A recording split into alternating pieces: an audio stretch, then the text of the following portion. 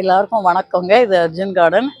பாருங்க, ரொம்ப நாளாக காய்க்காத இருந்த முருங்கை மரத்தில் இப்போ காய் பிடிச்சிருக்குங்க. பிசினி, முருங்கை பிசினி இருக்கு.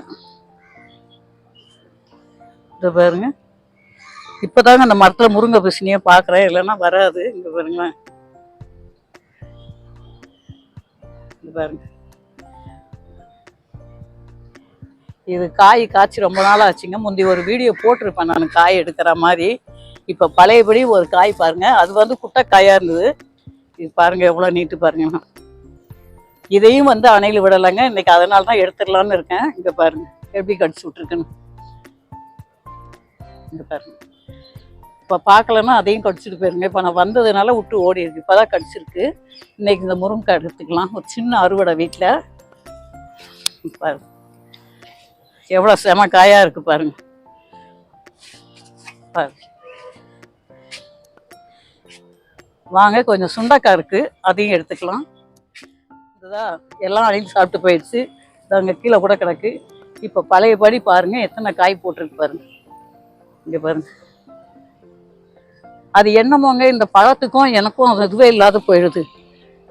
அந்த மரத்தில் வச்சு ஒரு 4 காய் எடுத்தோம், அவ்வளோதான். இதுக்கு வந்து எடுக்கவே இல்லை. இதே எத்தனை கடி கடிச்சிருக்கு பாருங்க.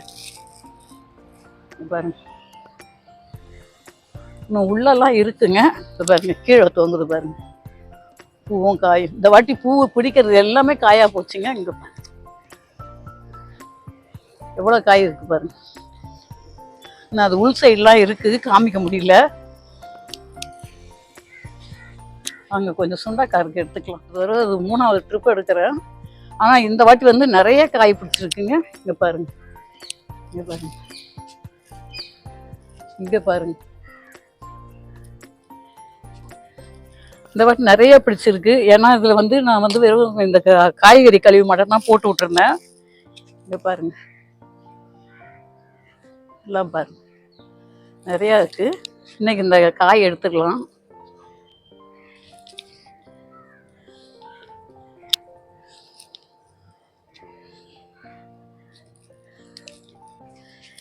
அடுத்து இருக்கல எடுக்கலாம்.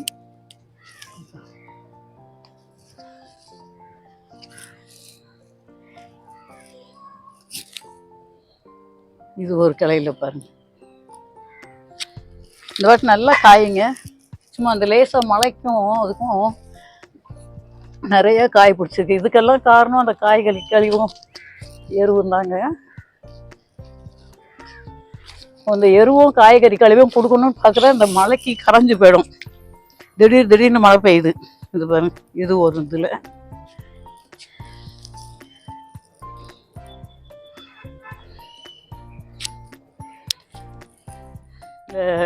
அலசு மாதிரி இருந்தால் இதுவாகும்.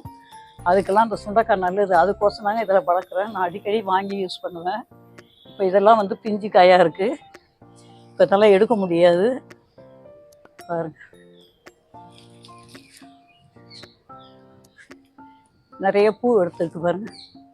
பழையபடி இந்த கலையில் பூ இருக்குது. இதில் பாருங்க, இங்கே பாருங்க.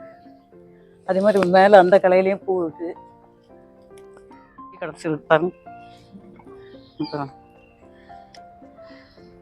எங்கள் வீட்டுக்கு போதுங்க.